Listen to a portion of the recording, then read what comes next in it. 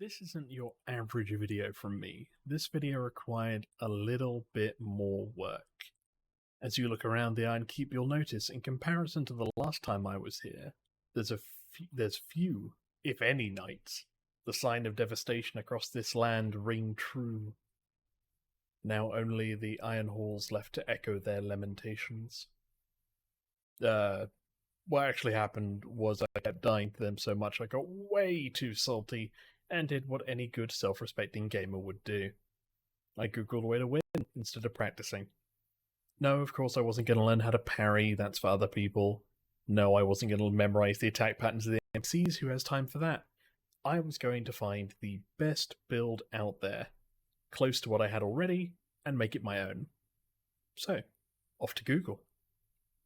So I looked it up, and yeah, these aren't my search items, but it really does make you think. Try it for yourself, open an incognito browser or something and check your unbiased search results. It's going to be interesting.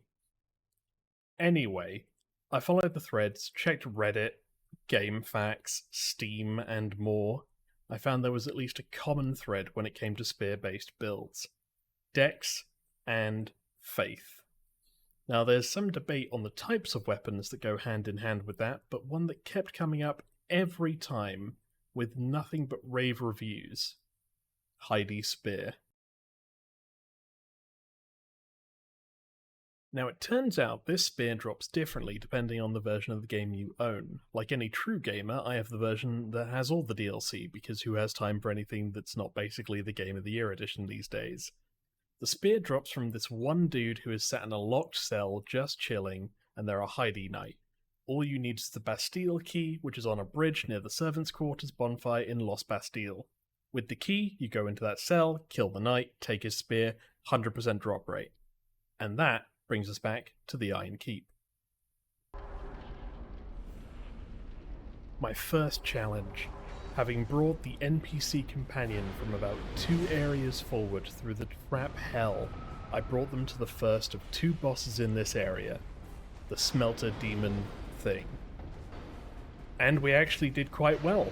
The entire fight I was stuck there just trying to work out how best to approach it. We had our new spear, we had our different types of damage, we were actually doing less damage this time than we had before, but we were quicker.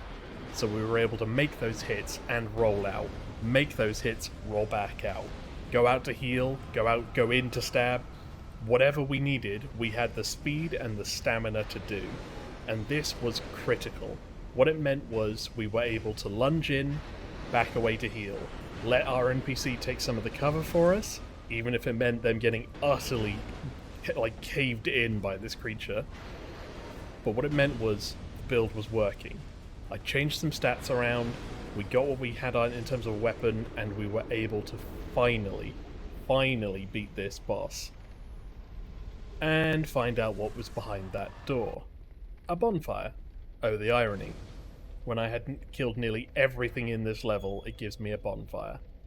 But we press on. Past all the traps once more, I employ my new spear and its devastating speed again, and again, and again. I even resummon our NPC companion. We carry them along, and as we pass through that mist door, we engage the next boss. I know this thing has a name, but nobody can look at this and not tell me that someone somewhere on the boss design team didn't watch a Lord of the Rings marathon 2 days before the design for this was due. Overall, the boss fights basically was like a 2D platformer boss.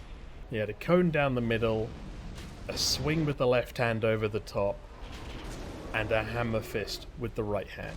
The classics. I had this down to a science. And then...